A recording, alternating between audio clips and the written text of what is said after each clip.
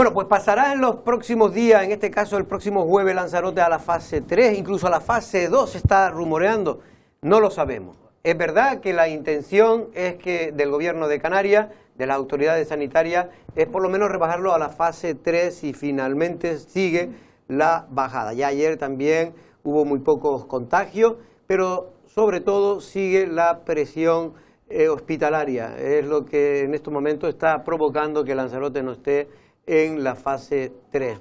Don Valentín Aullanet, buenas tardes. ¿Qué tal, Jorge? ¿Bien? Buenas tardes, muy bien. Rápidamente, un titular, ¿cree que ya Lanzarote se merece bajar a la fase 3, como está pidiendo muchos comerciantes, muchos Yo creo hoteleros? que a la fase 3, o sea, que haya un salto de la fase 4 a la fase 2, no lo creo conveniente porque no se ha hecho nunca y esto va escalonado. Pero yo creo que sí, con los datos que hay, y creo que sí, no solo por el porcentaje y los números de contagio, sino porque también, hombre, la presión hospitalaria sigue, sobre todo en materia de UCI, creo que hay como 13 todavía en UCI del COVID, pero digamos que la incidencia ha bajado también, la incidencia acumulada, estamos en menos de 220, 226 creo que es, y creo que sí, que los datos ya, poniendo eso sobre la mesa, te hacen pasar a la fase 3, que creo que es lo que va a pasar si no hay cambios de última hora, ¿no? Eso se va a saber en el Consejo de Gobierno el próximo jueves. Manolo, buenas tardes. Manolo García Deni. Hola, buenas tardes. ¿Cómo lo ve usted? Hombre, yo creo que efectivamente hay una mejoría sustancial, fundamentalmente en el número de contagios. Ayer apenas teníamos 13, la última semana, que sí es una cosa que sirve para calcular la incidencia, ha habido 100, menos de la mitad de las últimas semanas, lo que significa que estamos alrededor de 66 casos por cada 100.000 habitantes. Dato, evidentemente, que pasa de sobra los requisitos para bajar de nivel, pero como bien decía Valentín, tenemos un cuello de botella precisamente en el hospital. Es verdad que el hecho de que ya apenas haya 308 personas activas, o sea, casos activos, significa que va a haber menos personas que van a necesitar servicios médicos, pero relajar excesivamente la situación, el saltar de un 4 a 2 podría darnos la falsa sensación de que podemos relajar también las medidas personales que tenemos que llevar cada uno y eso agravar la situación, con lo que estaríamos en una situación francamente mala, porque si se agrava y tenemos el hospital en las condiciones que tenemos, pues evidentemente se colapsaría muy rápidamente. Ahora la realidad es que hay 29 personas en el hospital, 15 de ellas, más de la mitad, son en la UCI. Realmente donde está la presión, según nos comentan, es precisamente en la zona UCI, porque en lo que es la planta COVID, bueno, pues está bastante bien el número, no llega a las 14, creo que no llega a las 14. Hay 13 en UCI por COVID, sí, 15 en planta, y después dentro de la UCI, que no es relacionado con el COVID, también hay, creo recordar, como 6 personas, 5 o 6 personas. Sí, es verdad, es al revés, yo me equivoqué, son 13 en UCI y 15 en planta. Hay 18 personas en UCI, 13 de ellas son COVID. Pero la presión se mide con todo, porque evidentemente son un servicio especializado. Claro. Es verdad que están separados en distintas unidades, pero la suma es la que cuenta. Sabíamos que teníamos una UCI con original de 10 personas, que es para la que está equipada Lanzarote, porque el equipamiento no es solo el material, sino también el personal que conlleva. Por eso, si sumamos, estamos sobre 18, pues tenemos una ocupación del 180%. O sea, lo lógico es estar por debajo del 100%. En este caso estamos a 180, es verdad que hemos llegado a estar al 280% de ocupación, con lo que significa una mejoría. Lo que sí está claro es que, como decía Valentín, la ausencia acumulada en los 7 días, estamos en 65 por cada 100.000 habitantes. 66, sí, son 100 justos en los últimos. Y en este caso 300, y 65% y 222 en los 14. En 14 días. Con estos datos, si estuviéramos bien a nivel hospitalario, con estos datos sí podríamos estar en la fase 2, comparado con otras islas. Está claro que el nivel de contagio es de fase 2, o sea, se podría sostener la fase 2. El riesgo es que usted tiene, por eso se tiene como dato a evaluar. El hecho es que si usted tiene... Son varias variantes, ¿no? Claro, cualquier pequeño crecimiento, y además tenemos otra cosa muy significativa. Tenemos la variante británica, que ya ayer estaba leyendo un reportaje en el que se decía que no solo que es mucho más agresiva, según un estudio que se ha hecho en Harvard, porque su eficacia dura más días. No es solo que en el mismo tiempo pueda contagiar a más gente, sino el hecho de que la parte de expansión, la enfermedad pasa de estar alrededor de 13-14 días, que podría ser incluso cambiar los protocolos, porque hasta ahora con 10 días en tu casa, si tenías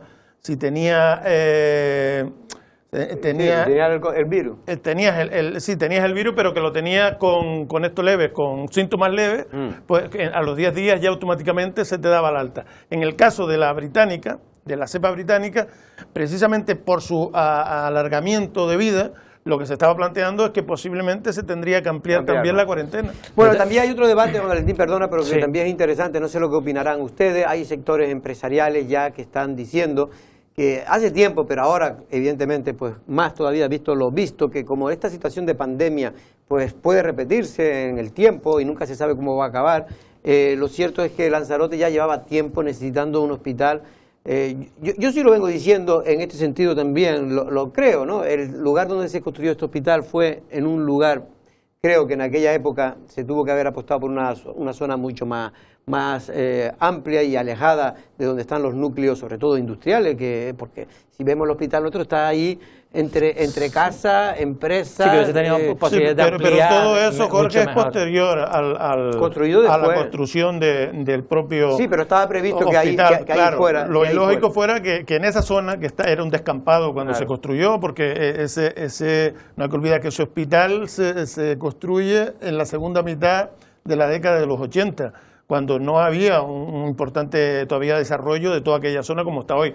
Naves industriales, es verdad que si estaba la nave industrial de los Rosa, por ejemplo. Habían algunas, que estaba por la parte de atrás. También lo de los Parrillas creo que estaba también. Y ya hay reportajes de esa época, tanto en Lancelot como en La Voz, en el que ya había doctores con cierta visión que decía que es una pena que no se hubiese hecho de mayores dimensiones y con mayor perspectiva, teniendo en cuenta ya cuál iba a ser el desarrollo de la isla. Bueno, lo cierto es que ahora habría que buscar, porque claro, una inversión de este tipo es una inversión importante. Hacer un nuevo hospital de las características que necesita ahora Lanzarote, pues llevaría una gran inversión. Pero mire, con el déficit que ha habido en Lanzarote de infraestructura, y dado que es una infraestructura básica, porque podía ser, donde está ahora, se podía reconvertir para otro tipo de centro de salud, en fin, se podría hacer otras cosas y hacer un hospital más moderno, con mayores UCI y tal, de cara al futuro. Estoy hablando de cara a 10, 15 años, tenemos que tener un hospital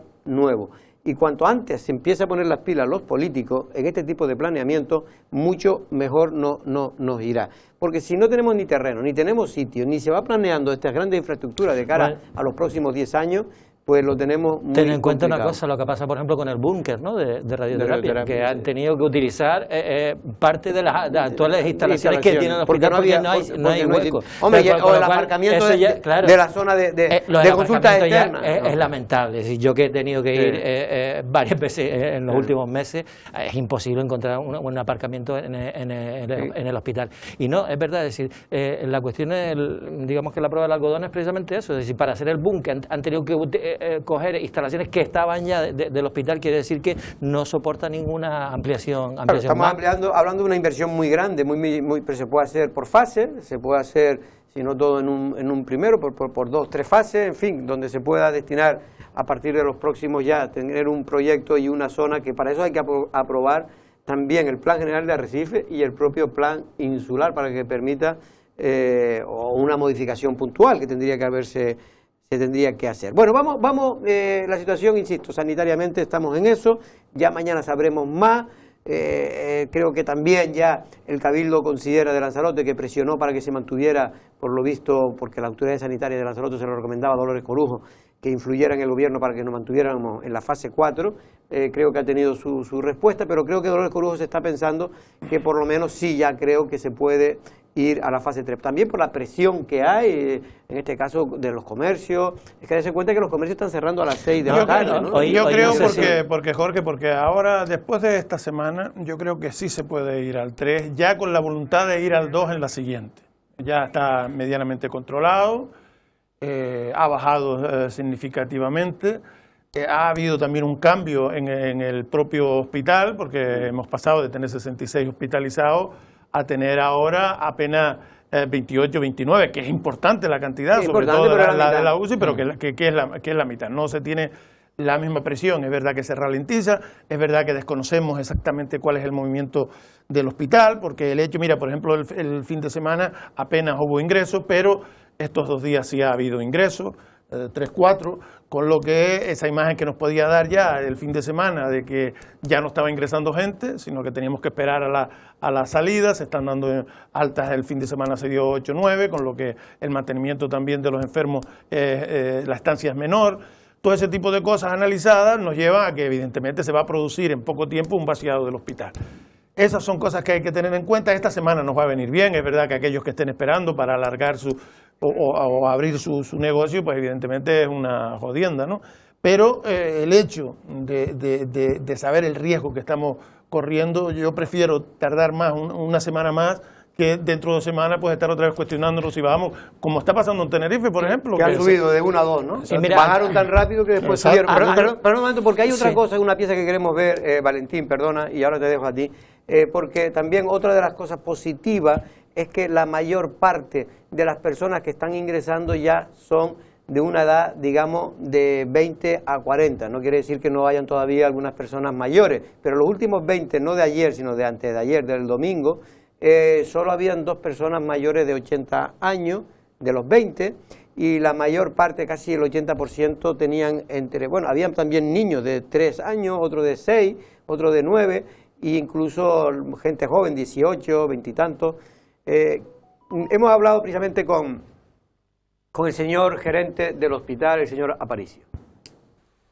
Buenas noticias las que nos llegan desde la gerencia del hospital Dr. José Molina Orosa. Para empezar, se constata que ha bajado notablemente la edad media de los contagiados con COVID en Lanzarote. En los últimos 10 positivos, de los días previos, ha bajado la edad media. En concreto, por ejemplo, yo lo acabo de mirar ahora, y en el intervalo de edad, el más joven tenía 13 años, el mayor 61, y la edad media de los 10 últimos diagnósticos realizados es de 39,4 años. Sí que ha bajado y eso es bueno, es positivo. Eso quiere decir que eso se ve probablemente la vacuna por un lado, las residencias, ya está todo protegido. Es verdad que a los 80 años la empezamos por la semana pasada, no ha dado tiempo todavía material a que tenga impacto en esto, pero sí, se va viendo como poco a poco va disminuyendo la edad media de los nuevos casos, y además también todos estos nuevos casos, los 10, los 20 últimos casos, están siendo tratados en domicilio, son más leves también. En cuanto a vacunación, el ritmo es bueno. Ya se ha comenzado con la franja de edad de los 80 años y se espera que se finalice en los próximos días. En Lanzarote la verdad es que la vacunación va a un ritmo muy bueno,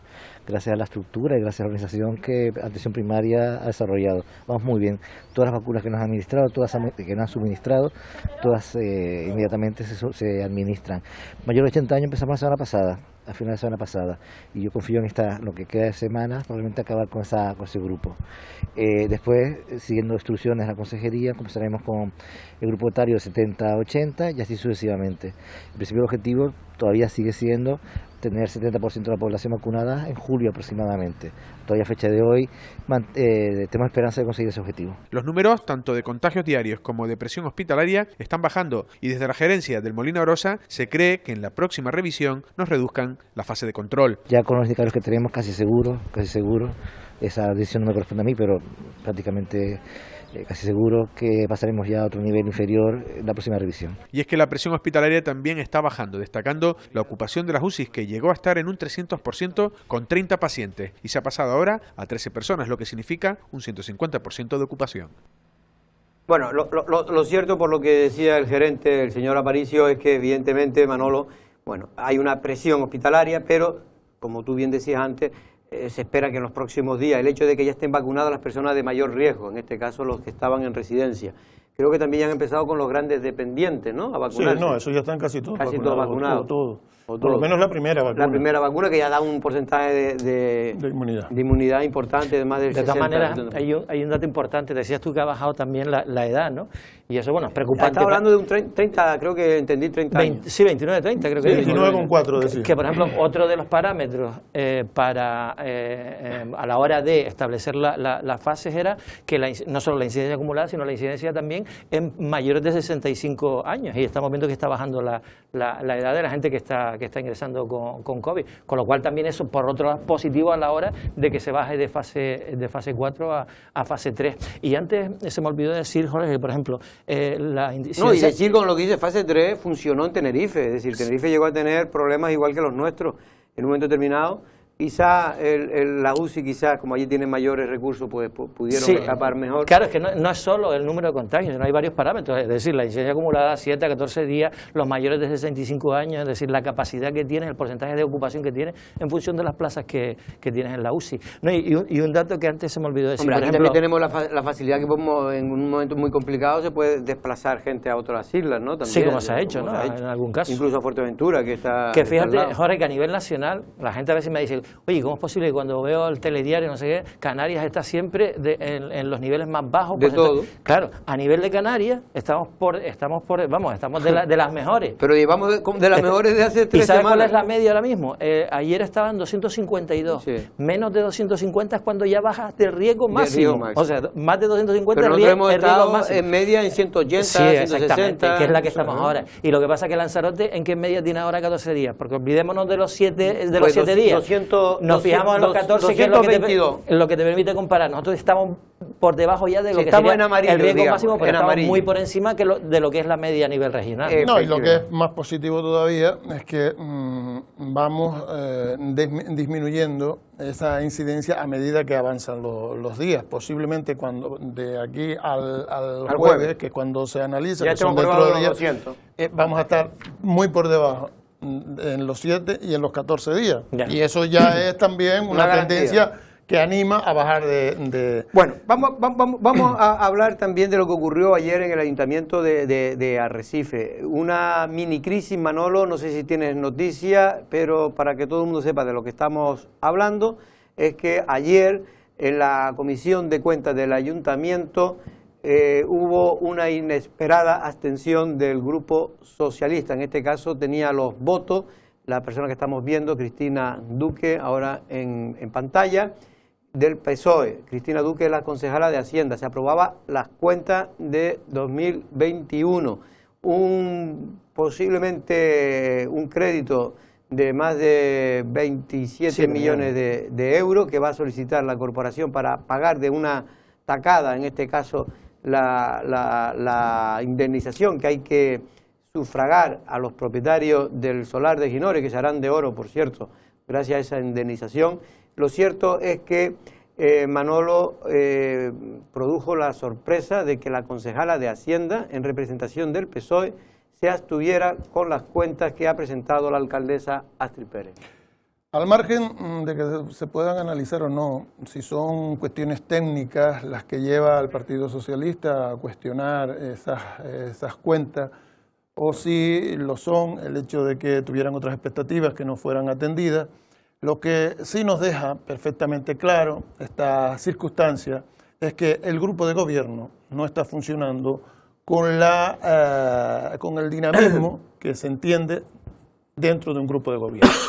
Es raro que se espere a una comisión que es pública, que se comparte con el resto de los grupos de la oposición para manifestar ese malestar. Lo lógico es que se elabore, cuando uno está en un grupo de gobierno, una respuesta común, ya sea de mínimos, ya sea de máximos, ya sea con la presión de la presidenta de la secretaria general del Partido Socialista, ya sea con los controles internos que debe tener este tipo de relaciones, sin necesidad de traer esas tensiones, por una parte a la corporación y por otra a la propia sociedad. ¿Qué quiero decir con ello? Pues que evidentemente lo que se refleja es que no está engarzado esos dos partidos, el Partido Socialista y el Partido Popular, en el ayuntamiento, a pesar del tiempo que lleven gobernando, que ya son casi 2 años.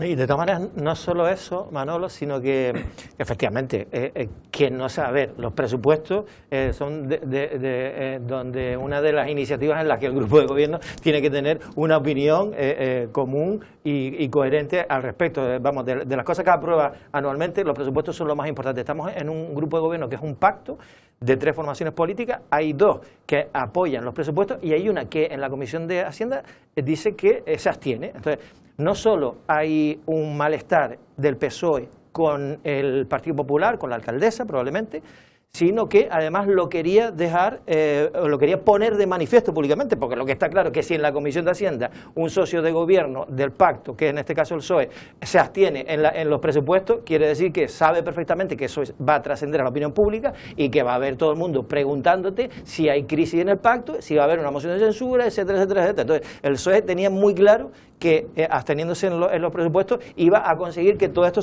fuese tal. Entonces, crear esa mini crisis. Yo no creo que la sangre llegue al río, probablemente el viernes se apruebe en los presupuestos, y lo que creo, tampoco coincido con algunos medios que hablan de que solo tiene que ver con el tema de Ginori. Yo creo que no solo tiene que ver con el tema de Ginori. Esa es la excusa, yo creo. Sí, porque además lo de Ginori, si miras la hemeroteca, Jorge, desde el 2019, desde octubre, que fue el auto que el juzgado de lo contencioso establecía el plan de pago, desde ese momento la alcaldesa ya dijo, y si es posible en el 2021, hace 2 años, pido un crédito y lo pago todo en una tacada. Y efectivamente es lo que acaba de hacer, o sea, desde hace 2 años ya estaba anticipando lo que iba a hacer. Entonces, eso por un lado, o sea, no ha hecho nada que no estuviera previsto. Y yo lo que creo es que depende más de cuestiones relacionadas con otro tema. Es decir, por ejemplo, Astrid Pérez tiene mucha capacidad de trabajo. Yo por lo menos creo que tiene bastante capacidad de trabajo. Incluso es capaz de llevar la Concejalía de Hacienda ella sola en un momento determinado. De hecho, se creó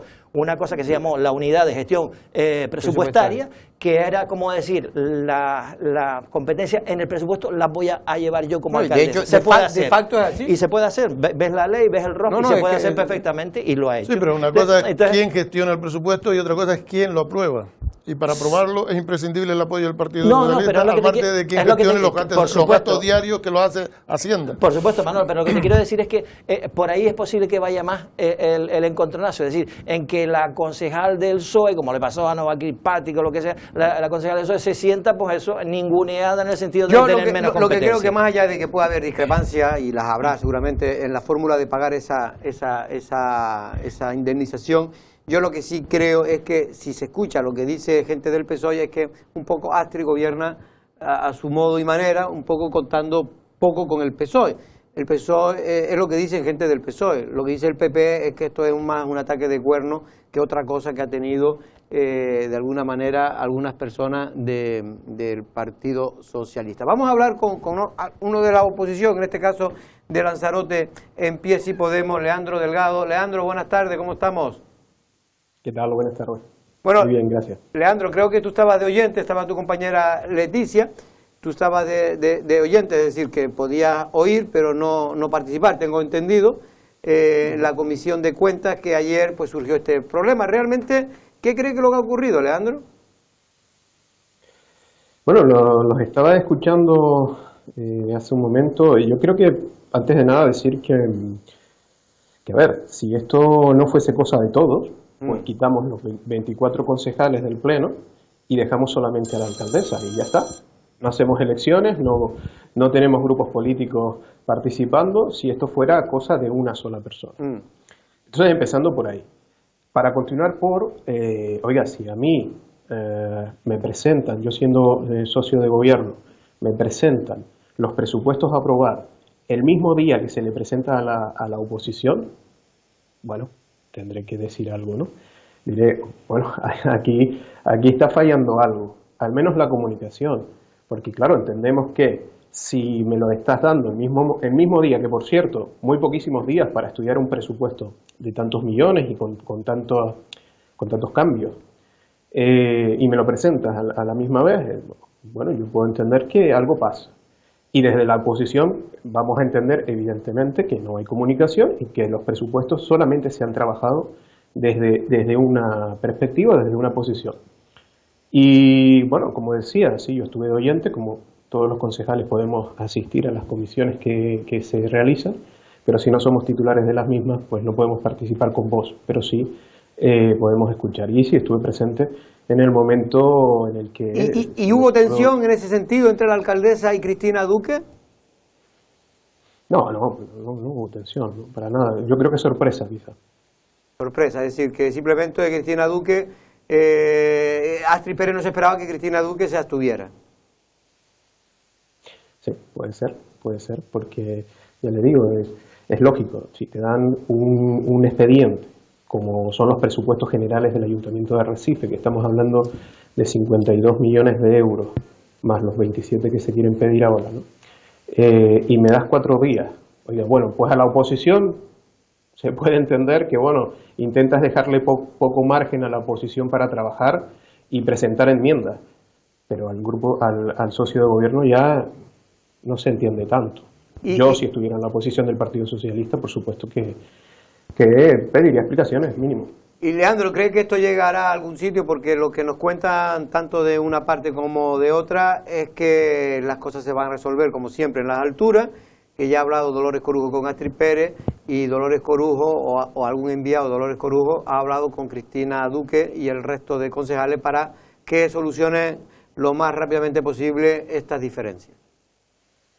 Desconozco si han habido esos contactos. Yo creo que, no sé qué va a pasar el viernes, si me lo pregunta y a modo particular, sí, creo que posiblemente salgan adelante, en que se pulan estas diferencias, me imagino, no lo tengo del claro, de todo claro, pero posiblemente, no lo sé.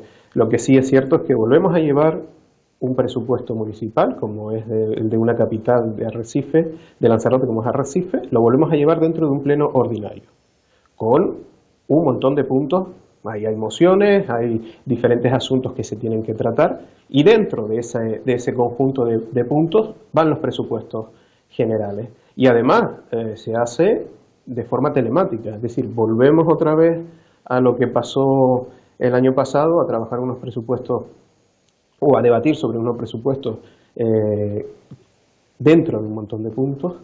Yo creo que el documento político más importante de un ayuntamiento, como son los presupuestos generales, tienen que tener su espacio único, su espacio extraordinario para tratarlo, porque nosotros vamos a llevar enmiendas y la oposición llevará sus enmiendas. Sí, pero eso tiene razón, que siempre cuando, de hecho yo creo que, no me quiero equivocar, pero recuerdo que también el Partido Popular, no sé si en el Cabildo o en el propio Ayuntamiento de Arrecife, criticó en su día cuando se llevaban los presupuestos mezclado con un pleno ordinario con otro asunto. No sé si quieren hacer alguna pregunta, Valentín. Sí, yo un poco...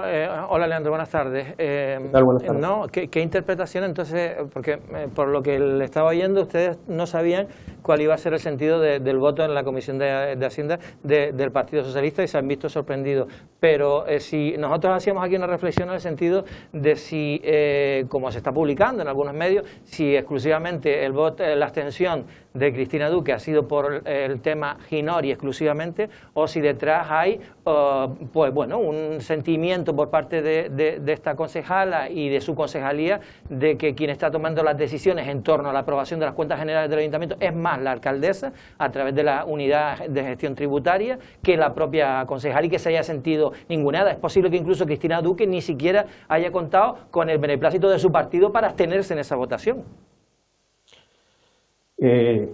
Desconozco cuáles fueron las motivaciones personales o particulares de la concejal de Hacienda. Evidentemente no puedo hacer ningún tipo, ni dar ningún tipo de opinión sobre su particularidad, pero sí que es cierto que si a mí me pasa, siendo socio de gobierno, yo también diría, bueno, pues espera, antes de aprobar esto, me gustaría ver el expediente que me has entregado hace 3 días, ¿no? Antes de aprobar aunque sea en la comisión de cuentas. Leandro, lo arreglas antes de llegar a la comisión de presupuestos y abstenerte. Para eso son socios de gobierno. Las cosas así. Por mucho que Astrid esté tomando decisiones que le molestan a la concejal de Hacienda o que suponen un ninguneo, yo como concejal de Hacienda digo, mira, vamos a sentarnos porque esto no me está gustando nada y me vas a llevar, me vas a tener votando, absteniéndome en la comisión de Hacienda. Leandro, y no quiero llegar a ese punto. Le está ocurriendo lo mismo que a Pedro Sánchez, pero al revés, con el amigo suyo, con don Pablo Iglesias, Amigo mío, sí. No lo conozco, la verdad. Pero bueno. Manolo, no sé si quería hacer ya una última pregunta, Leandro, sobre el tema. Más que sobre la situación del grupo de gobierno, que evidentemente pues tampoco es un testigo directo, o sea, que he visto tan sorprendido como nosotros y como la propia Astrid, aunque la Astrid algo sabría, que Astrid también es más de significar cuando tiene un problema para que se lo solucione, quién se lo tiene que solucionar, que estar discutiendo con quien los podía ya gestionar conjuntamente. En este caso, lo que sí quería saber por parte de usted o de ustedes si la situación que se ha vivido últimamente con la salida del grupo de Leticia va a hacer que cambie la estrategia dentro del grupo o si van a actuar conjuntamente. Bueno, en primer lugar tengo que decirle que no ha salido del grupo. El grupo municipal sigue... No, quiero decir exacto, tiene usted razón, que se ha ido de Podemos, quería decir.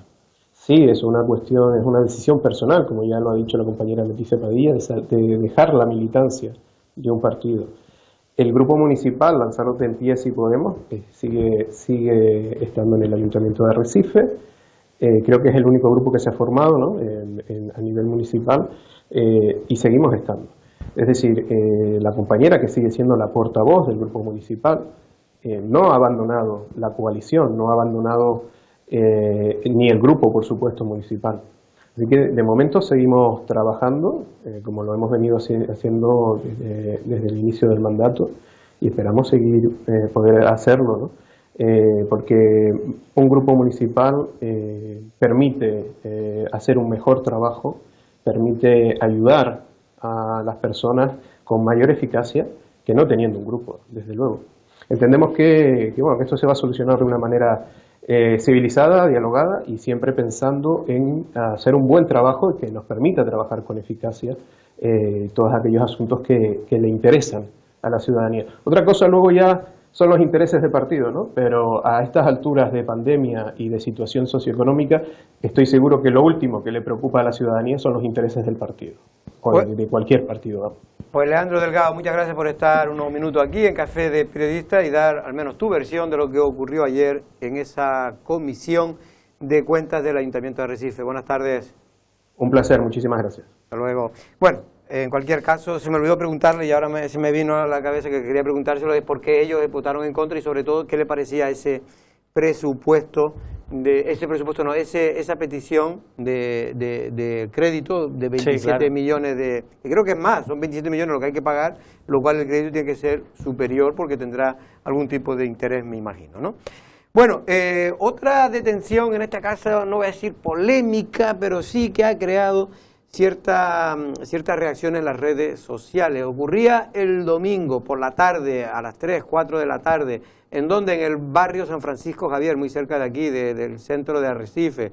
En este caso hay distintas versiones. Según los policías o fuentes cercanas a la policía, es que esta joven, ellos fueron llamados por vecinos porque había cierto escándalo en una casa, no se sabe si es que estaba con música. Los vecinos denunciaron, fue a la policía y en la actuación una de las jóvenes pues grababa, en la actuación grababa a la policía.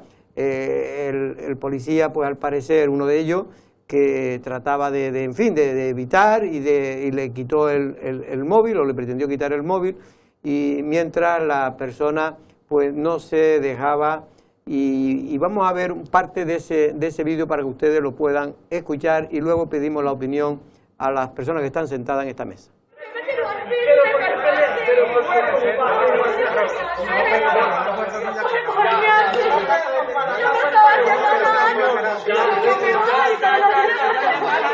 Es mi hermana, ¿cómo no me voy a meter sin mi hermana? Sí, yo veo que nos están empujando.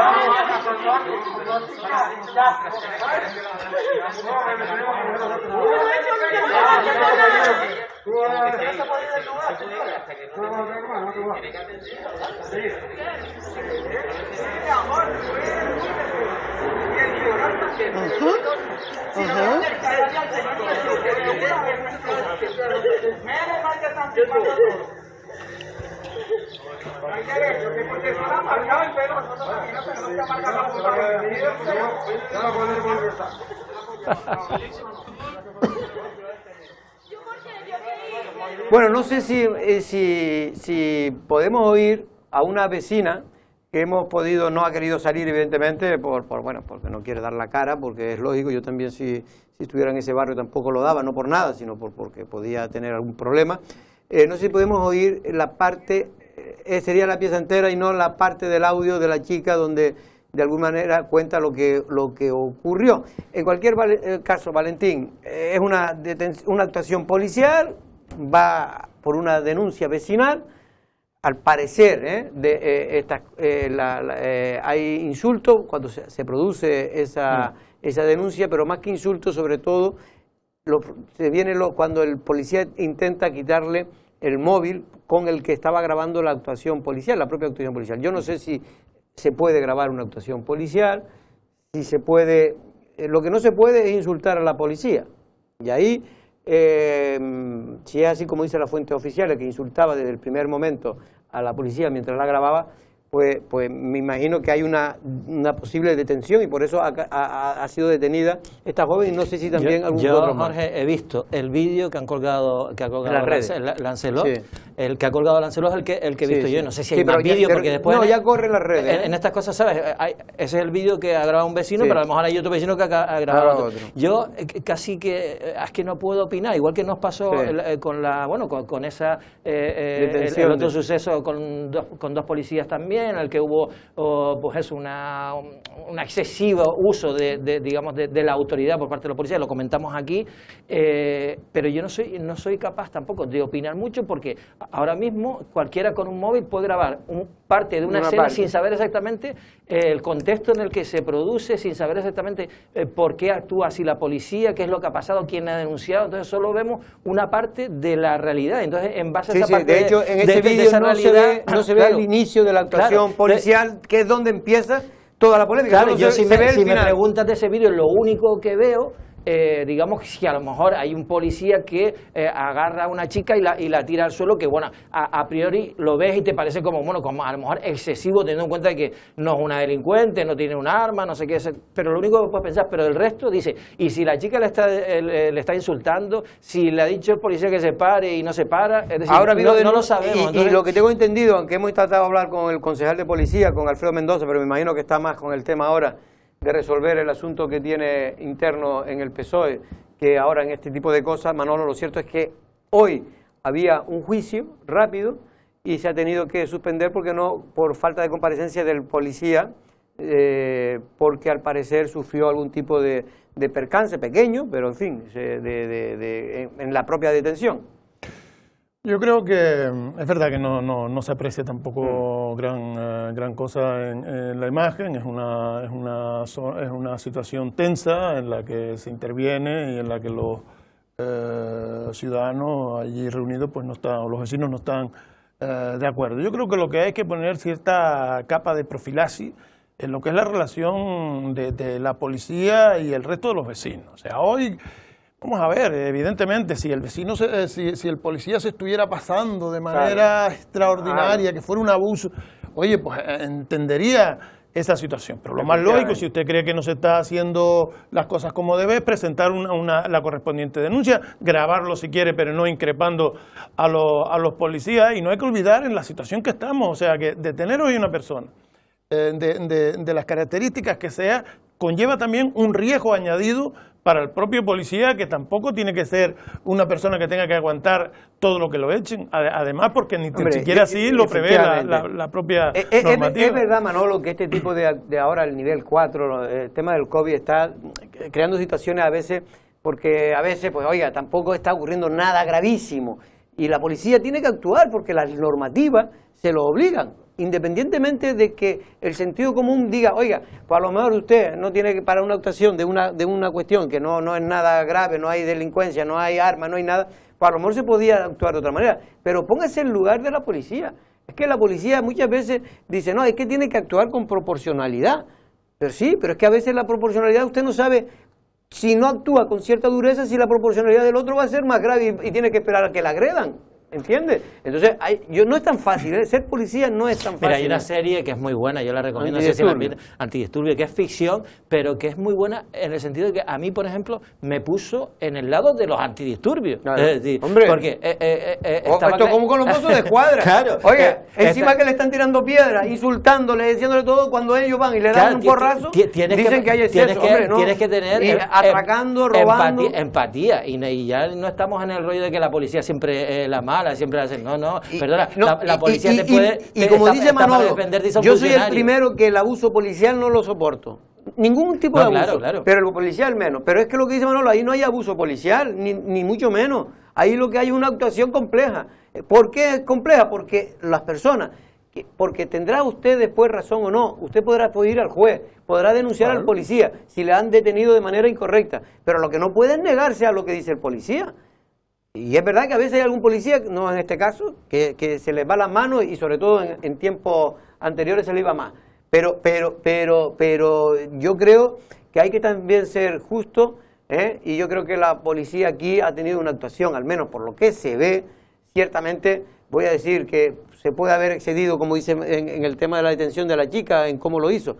Pero es que en aquel momento hay que decir, cuando nos encontramos con una persona, porque es muy fácil detener a alguien que se deja detener. Claro. Es muy fácil, además, detener a alguien que tú esperas que vaya a presentar resistencia. Pero es muy difícil detener sin usar cierta fuerza, desproporcionalidad, claro, a alguien que te está increpando, que no sabes cómo va a responder y que si te arriesgas, posiblemente acabes peor, porque claro, si yo lo voy a detener a usted y usted me da un piñazo, ¿cómo reacciono? Pues posiblemente vaya a ser mucho peor que si voy de forma contundente. Y yo que vi el vídeo desde el principio, que ustedes no han podido ver, al principio solo está dos policías con esa chica, sí, y luego ya empieza a venir más gente, viene más policía, que eso hay que hacerlo, porque hay que evitar, cuanto más policía hay más proporcionalidad para evitar, digamos, problemas, porque si no, puede decir que un policía tiene que verse obligado, si hay un tumulto, obligado a sacar una pistola, mientras que si hay 3 o 4, pues pueden contener esa reacción. Pero yo creo que también esas actuaciones de aglomeración de la gente, de cuando va un policía a casa de alguien a llamarle la atención o le está diciendo que evidentemente se lo tiene que llevar,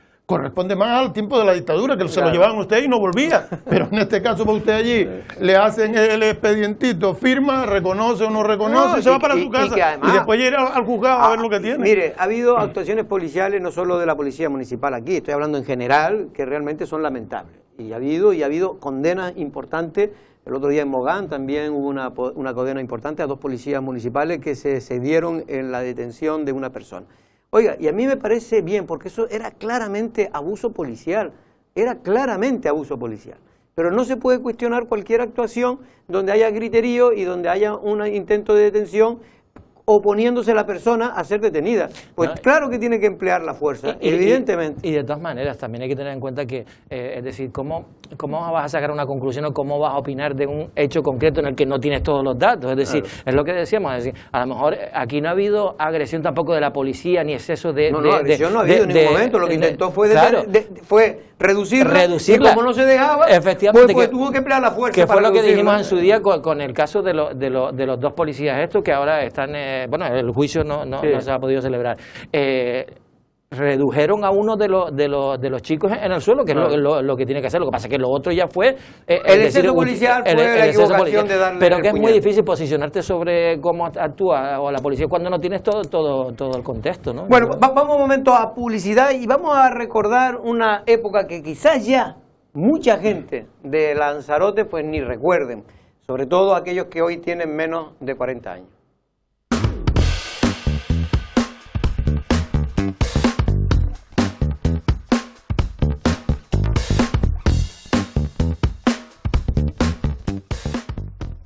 Bueno, pues hace 40 años, insisto, lo que ocurrió fue que el Congreso de los Diputados era asaltado por en este caso, un grupo de guardias civiles al mando del famoso Tejero. Una persona de la isla de Lanzarote, en este caso era diputado de la UCD, Antonio Márquez, estaba ahí presente. Don Antonio, buenas tardes. ¿Qué hay? Buenas tardes. Bueno, Antonio, me imagino que te traerá el recuerdo todos los años, pero sobre todo que son 40 años y parece que se ha tomado un especial, esa fecha ha sido muy especial para celebrarla incluso hoy asistiendo el rey al Congreso de los Diputados. Efectivamente, todos los años pues es motivo de que hay gente que te llama, motivo de alguna entrevista que te hacen o motivo también de alguna publicación y sí, este año, 40 años son muchos años. Lo que agradezco a la vida es haber pasado 40 años y poder estar contándolo todavía. La verdad que sí, Antonio. ¿Y cómo fueron esos momentos? Ya te lo habrán preguntado tantas veces que ya estarás cansado de repetirlo, pero ¿cómo lo viviste tú personalmente? Un hombre, en este caso canario, pero de Lanzarote, aunque sí. Tú has vivido siempre, si no me equivoco, en Gran Canaria, ¿no? Bueno, he estado en Gran Canaria desde el año 73, pero siempre compartiendo la estancia con Lanzarote, ya. Con Lanzarote, ¿no? Los veranos y Navidades y Semana Santa no me los perdía en casa de mis padres. Pues bueno, aquello fue una cosa inesperada. Me acuerdo que estábamos votando al nuevo presidente del gobierno, al candidato que era Calvo Sotelo, y recuerdo también que estaban votando a un diputado del PSOE, se llamaba Manuel Núñez en Cabo, porque había otro Manuel Núñez que se sentaba al lado nuestro, uno que era diputado de León, y en ese momento se reventó se oyeron tiros, se habían oído tiros, y por cierto yo me di cuenta y comenté y la gente se echó a reír, porque les dije que eran tiros. Digo, esos son tiros, dice, ¿no? ¿Cómo va a ser tiros? Digo, y además tiros de pistola, pues yo distingo el tiro de pistola se distingue del tiro de metralleta. No, del tiro de revólver. Revólver. Tiros de pistola, se notaba que eran tiros de pistola. Quien ha ido a un campo de tiro enseguida lo conoce eso. Y en esto que se revienta la puerta y una ordenanza, el pobre que tenía una pequeña cojera, sale dando traspiés y se cae al suelo, ¿no? Y en este momento vi la cara de Tejero, que lo conocía porque había salido había un reportaje sobre él en el Interview, unos meses antes, cuando la Operación Galaxia. Sí. Y entonces ya me asusté cuando lo vi, digo, esto es una cosa seria, este es el guardia civil que viene aquí, que hablaba del golpe de Estado, digo, este es el golpe. ¿Y tú estabas en la parte de arriba, si no tengo del Congreso? Yo estaba en la cuarta fila, sentado con Fernando Vergasa al lado mío, Lorenzo Larte, y estaba también José Miguel Bravo de Laguna. Sí, que todos aquellos en aquel momento eran todos de la UCD, ¿no? Las diferentes familias que existían en la UCD. Exactamente. Vergasa y yo éramos del Grupo Socialdemócrata, José Miguel Bravo era del Grupo Liberal, y Lorenzo Larte, pues bueno, a veces era socialdemócrata y otras veces no, pero mayormente él apoyaba al grupo socialdemócrata. Y a veces nacionalista también, ¿eh? Bueno, eso ya es posterior. Bueno, nacionalista yo creo que siempre, porque la entrada en la UCD fue a través de un partido que se llamaba Unión Canaria, y era un partido que tenía un cierto matiz nacionalista. Lo único que el nacionalismo se acababa entonces, y era ya bastante, se acababa en la autonomía. Es decir, una vez conseguida la autonomía, ya no tenía mucho sentido el ser nacionalista. Y de hecho, actualmente hay muchos que no van más allá también de la autonomía. Es decir, que era un partido ligeramente moderado, y le llamaban socialdemócratas y hacíamos la media de lo que estábamos allí. Porque había gente de la derecha, había gente de todos los lados. Lo mismo, fue una especie de UCD, pero de aquí, de Canarias. Y el representante en Lanzarote era Rafael Estinga. Rafael Estinga. De hecho, recuerdo que aquí siempre se cuenta la anécdota que Olarte nombró a todos, porque él lo nombraba a todo el mundo aquí, a los que tienen que ser alcaldes, ¿no? Y nombró a todos, que por lo menos que fueran maestros. Como mínimo tiene que tener el título de maestro. Y entonces había uno que se les escapó, que fue Honorio García Bravo, y entonces le decía a uno que quería ser alcalde, y dice, ¿y por qué Honorio lo ponen? Dice, porque este también es maestro, pero de la construcción. De todas maneras... Yo recuerdo eso y sé por qué está porque ya era alcalde ya de antes. Claro, entonces muchos alcaldes de la época del tardo franquismo se incorporaron a la vida política, y se incorporaron a través de Lorenzo Larte, porque era el presidente de la Mancomunidad de Cabildo. Entonces la Mancomunidad de Cabildo era la que ejecutaba los planes provinciales, y a través de los planes provinciales pues captó a mucha gente en los distintos ayuntamientos. El que llevaba los planes provinciales en Madrid era Baudilio Tomé, que se sentaba, que era diputado del León, se sentaba al lado de Lorenzo Larte. Bueno, Lorenzo Larte no. Después Honorio demostró que era maestro de la construcción, pero sabía mucho más que los maestros normales. No, sabía latín y griego. Sabía.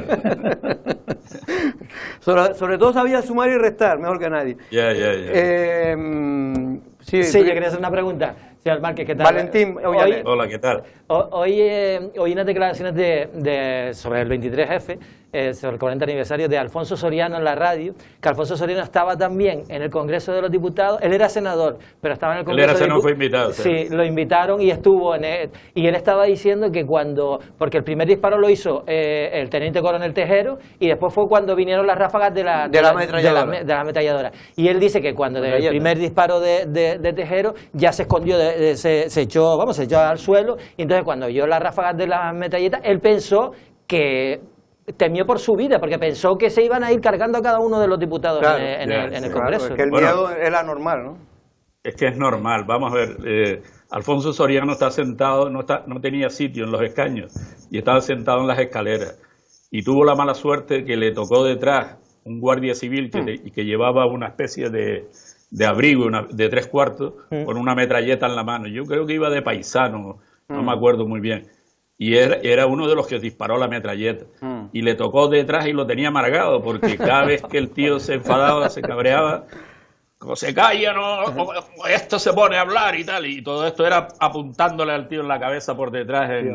Y lo pasó fatal, lo pasó verdaderamente mal. Además, él estaba en la escalera y no sé dónde se metió, porque él estaba sentado allí, y me acuerdo de verlo sentado en la escalera. Y a mala hora fue allí porque lo pasó fatal. Sí, siempre se ha hablado que Carrillo pues se mantuvo, no se tiró, no se escondió. Muchos dicen que era porque estaba seguro que si pasaba algo a él, lo mismo daba que se escondiera o no, porque a él iban a ir a por él. Bueno, los años y la experiencia muchas veces, pues yo creo que él habrá pasado en su vida por muchas situaciones difíciles. Tampoco se sentó el presidente Suárez, y tampoco el general Gutiérrez Mellado. El general Gutiérrez Mellado también es un hombre de armas, es un hombre, a pesar de que es chiquitito, pero es un hombre, era militar, y él yo creo que quiso imponer por el grado, porque era teniente general, pues quiso imponerse a estos que son, al fin y al cabo, eran militares, los guardias civiles. De todas maneras, hoy una cosa muy curiosa, que los militares y la Guardia Civil nunca han tenido una relación muy, no buena, sino muy, no ha habido mucho respeto entre unos y otros en el sentido de las categorías, ¿no? Porque yo recuerdo que un general también, un teniente general, que era conocido mío, que había estado aquí de general jefe de Estado Mayor, y que fui a comer con él a los 2 días, la mujer se reía mucho con que Tejero fue el que entró allí con la pistola dando tiros. Y me decía, pero yo al tricornio. Digo, sí. Y cada vez que le decía que yo al tricornio, se partía de risa. Manolo, ¿quieres hacer una pregunta? Sí, Manolo García Deni. Estamos hablando de personajes que se encontraron con esa situación tan histórica, pero hubo uno que fue el rey Juan Carlos, que es el que tuvo que, en cierta medida, que estaba fuera de lo que era el hemiciclo, y tuvo que gestionar la situación. Viendo la situación en la que está Juan Carlos hoy, desde esa perspectiva, ¿cómo la vive usted? Bueno, yo el otro día me entrevistó una periodista de un periódico de aquí, de la provincia, y no sé, a lo largo de la conversación, lo que publicó ella, que debe ser lo que yo le dije, es que tuvo un día muy grande, que fue ese día, pero que a lo largo del tiempo pues había derrochado la grandeza de ese día. De todos modos, hay muchas dudas sobre la situación, cómo se produjo todo. Yo creo que el rey, a partir del momento en que se produce el golpe de Estado, podemos hablar de que el rey apoya totalmente la democracia, de que está en contra del golpe de Estado. Y nosotros que hemos hablado, bueno, nosotros, amigos y personas que han estado en este tema, hemos hablado mucho de este tema, y que es muy probable que la gente, que el rey no es un hombre de muchas palabras, hayan hablado con él, hayan ido a Armada, iría seguro a darle las quejas, y le haya dicho a Armada, bueno, pues hagan lo que tengan que hacer, o le dijo una frase abstracta de estas características, ¿no? Subjetivas, y bueno, pues habrá que hacer algo, pues sí, pues hay que hacer algo. Y ellos se agarraron a un clavo ardiendo para hacer este disparate. En cualquier caso, lo que se ha conocido del golpe de Estado del 23F es muy poco, porque había gente, había grandes empresarios, había militares de alta graduación, y al final pues esto se quedó en nada. Yo tengo una teoría sobre esto que nunca se le nombra. Hoy lo puse en el Facebook, digo, el gran ausente del 23F siempre es Francisco Laína, Paco Laína García, el que fue gobernador civil de Las Palmas, de la provincia de Las Palmas, y que fue, en ese momento, era director de la seguridad del Estado. Sí, y fue el que hizo de presidente de gobierno, ¿no? De sustituto. Exactamente. Y entonces este señor, cuando el raptan al gobierno dentro del Congreso, este señor llama a la Moncloa y dice, oiga, que yo estoy reunido con los secretarios de Estado y los subsecretarios y yo soy presidente del gobierno en funciones. Y esto, de alguna manera, revienta la tesis de que el gobierno estaba raptado. Había otro gobierno y un presidente de gobierno en funciones. Y después el otro que revienta el golpe de Estado es el propio Tejero, cuando le dice que si iba a estar Tamames de ministro de Economía, que era del Partido Comunista, que iba a estar de ministro de... Felipe González. No, Felipe González, no, Mujica, de ministro del Ejército. Del Ejército.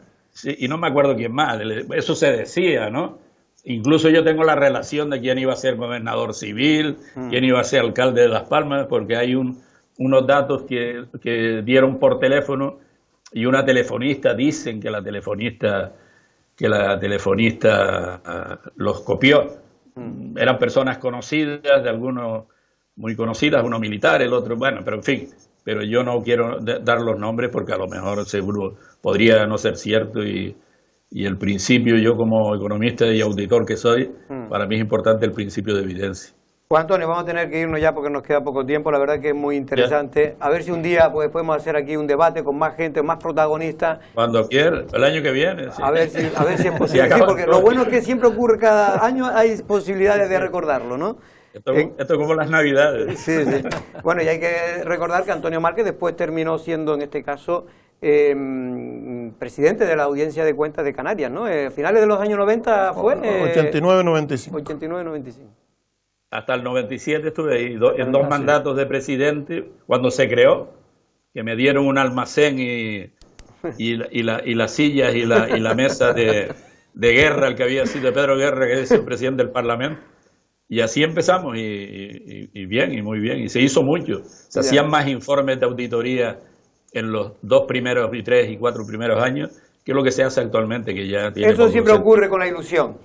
Don Antonio, muchas gracias, un abrazo y a seguir bien de salud, que es lo más importante.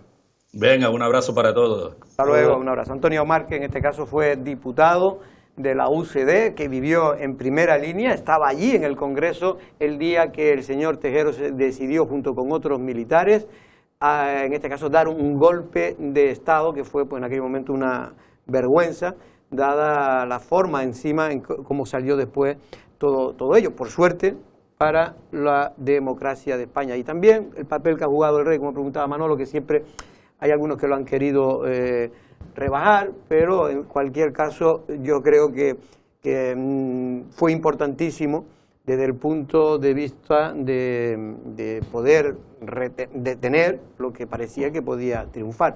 No sé, Manolo, ¿tú qué edad tendrías en ese...?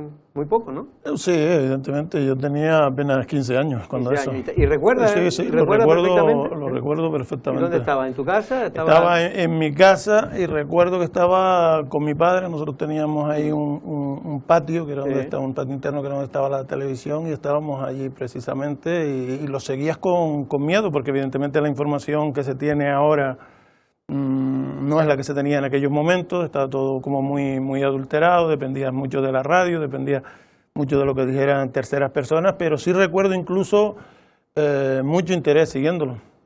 ¿Y Valentín, tú qué edad Yo, tendrías? pues más o menos la edad de, 15, 16 años. 14 años tenía. Yo recuerdo que estaba pendiente estaba en mi casa y estaba pendiente de la televisión y también de la radio. Vos sabes que la SER se quedó abierta. Se quedó abierta. Lo hizo muy bien el periodista, fue muy valiente. Y bueno, y es un documento, la verdad que histórico, lo que soy yo, único. Y recuerdo eso, que en la tele, pendiente de lo que decía la tele y con la radio, ¿no?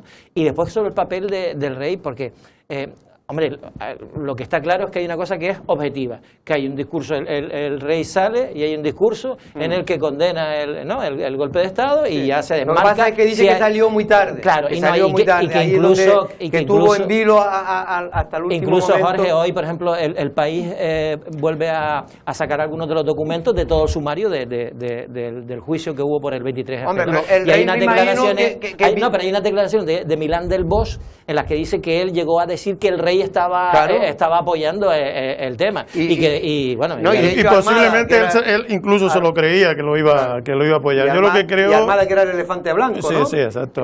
Armada, es que era el general. No lo dejó, el general Yuste, que era el de la corazada, no le dejó entrar en este caso en donde estaba el rey, en el Prado, no le dejaba entrar, porque si llega a entrar, ahí se podía haber creado todavía una confusión mayor, porque Armada sí estaba detrás, ¿no? Yo creo, efectivamente, y así quedó deslegitimado posteriormente, pero lo que sí está claro, y coinciden muchos estudiosos, es que lo que tenía, o lo que pretendía acabar con el sistema, lo que hizo fue reforzarlo y darle un espaldarazo suficiente de ruptura con la revalorización del jefe del Estado, que rompe con esa tradición que traía de la dictadura y a su vez abre todas las puertas ya para que llegue el Partido Socialista al gobierno un año después. Y hoy en el acto oficial que participó el rey, creo que no fueron ninguno de los partidos nacionalistas independentistas. O sea, no fue ni el PNV tampoco. Ni el PNV tampoco, que es de derecha. No fue en el hemiciclo, sino fue hay un salón concreto, que no recuerdo ahora, para hacer y es un acto así bastante. Pero hoy recordaban.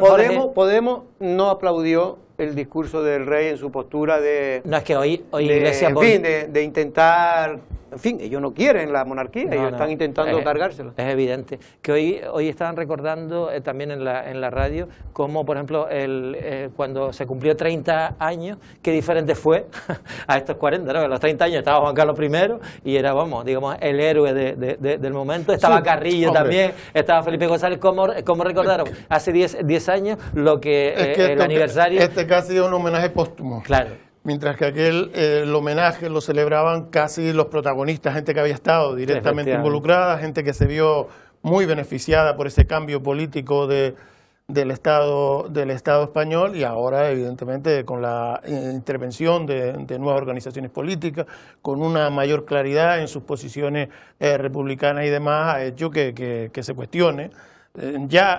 Cuestiona lo que ha sido el tránsito de la dictadura a la democracia, como la propia situación de la monarquía. Pero Manolo, tú no ves, y ya terminamos con este asunto, algo incómodo al PSOE y al propio Pedro Sánchez con la situación que le está generando en este tipo de cosas su socio de gobierno Podemos y Pablo Iglesias?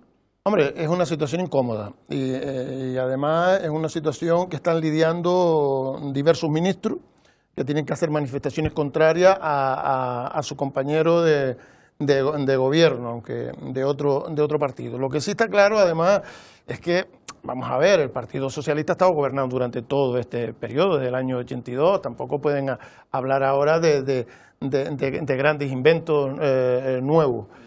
Sí es verdad que Pedro Sánchez juega a romper un poquito con la tradición e intentar engarzar un poquillo más con la izquierda y demás, pero lo que no se puede desde un gobierno de un Estado decir cosas como, por ejemplo, que no estamos en un Estado democrático. ¿Y qué hace usted entonces para no promocionar los cambios? ¿Qué hace usted sosteniéndose? Lo que demuestra que en un Estado democrático es que está él gobernando. Lo que está claro, Jorge, es que esto es como el pacto PP-PSOE en el Cabildo de Ayuntamiento de Risa. No se va a romper por mucho que tenga que pasar. Pero yo creo, a mí no me extrañaría que hubiese elecciones para marzo del próximo año. Eso porque que se adelante la elección. Hay datos que no son malos para el Partido Socialista, que no son malos para para Podemos y que además están escenificando de forma, yo creo que grotesca incluso, las diferencias de unos y otros, como posicionándose en un tablero donde tendrían que decidir los seguidores de uno y otro. Si no, no tendría sentido, porque usted y yo, si tenemos dos dedos de frente, si lo que queremos es conseguir un objetivo determinado, no vamos a estar perdiendo el tiempo en discusiones. Fíjate, Manolo, que se entendía, sus diferencias estas se entendían antes de las elecciones catalanas, pero una vez pasadas las elecciones catalanas, lo de la interpretación que ha tenido Podemos y PSOE en relación con las manifestaciones por la detención de Pablo Hasél han sido, vamos, evidentes. Es decir, las posturas son totalmente diferentes. La interpretación de Echenique no tiene un pase en ningún estado. En ningún estado. O sea, han tenido que recular, aunque no demasiado, pero han tenido que recular porque era obvio. Es decir, tú ves las imágenes de lo que estaba pasando en las calles y decir que estos jóvenes antifascistas lo único que quieren es la libertad de expresión, cuando ves a tíos saqueando comercios, etcétera, ¿perdona? Bueno, de verdad que eso es que casi ya es que cae por su propio peso. Por cierto, simplemente ya para terminar, nos falta un minuto, simplemente decir que hoy, por ejemplo, en Lancelot Digital nos hacemos eco de lo que está saliendo en la prensa británica y en este caso de esa hoja de ruta que se ha marcado el gobierno británico para desescalar y a partir del 17 de mayo, esas son las fechas previstas, ya podrían viajar de manera, digamos, total los ingleses si se cumple con todo lo que ellos tienen previsto, que haya un ritmo de vacunación tan importante como que ya esté el 60-70% de la población inglesa vacunada y por lo tanto que las nuevas variantes del virus no complica la situación y por lo tanto para Canarias, para Lanzarote es una magnífica noticia porque de alguna manera, Manolo, pero rápidamente, pues podría salvar el verano. El 50% de nuestros turistas son británicos. Sí, yo creo que es una información que hay que seguir muy de cerca y dejarse de interpretaciones erróneas como algunos que hablan de la Semana Santa. La ventaja que tiene en este caso el Reino Unido es que ellos abren esperanza sobre cosas más posibles y sobre eso hay que trabajar. ¿Te parece también el Reino Unido tiene una cosa, Jorge, que en verano se podría salvar en parte o lo del corredor verde y el tener, por ejemplo, el que está vacunado o ha pasado el virus debería servir para poder viajar. Mira lo que ha hecho Israel. Israel a los vacunados o a los que han pasado el virus les da la posibilidad de tener ciertas prerrogativas, entrar a actos culturales, a gimnasios, etcétera, que se está pensando, hay un debate en torno a la ética de esa medida. Y todo sí, pero mira, Jorge, en Reino Unido ¿sabes que están vacunando con la de Pfizer? Solo la primera vacuna. Han decidido vacunar. Y en Estados Unidos también, creo. ¿Con la Pfizer o con la AstraZeneca, que es la de ellos? No, las dos. Con las dos. Ellos los que tienen dos dosis están dando solo una, pero para intentar acabar. Es la AstraZeneca que lleva además más tiempo promedio. O sea, en la de Pfizer son 3 semanas justas, las que se está haciendo en España, 21 días. Mientras que en el caso de la AstraZeneca son casi 2 meses. Sí, bueno, en cualquier caso lo que sí es verdad es que con lo que dice Valentín, es que se está ahora incluso replanteando la posibilidad de las autoridades sanitarias españolas que una vez ya vacunado cuando eso ocurra, que dentro de un mes estará ya vacunado todos los que son grandes dependientes, mayores de 80 años, que son los que mayores dificultades tienen si caen enfermos, se está planteando la posibilidad de extender, porque por la lentitud con la que va la llegada de vacunas, intentar proteger al máximo, por el hecho de que también vienen épocas mejores de calor y tal, proteger al menos con el 60-70% con una primera dosis al máximo de población. Ya veremos lo que ocurre, si es verdad que no o no, que ocurre en esa circunstancia. Manolo, muchas gracias. Valentín, nosotros regresamos mañana con más noticias. Buenas tardes.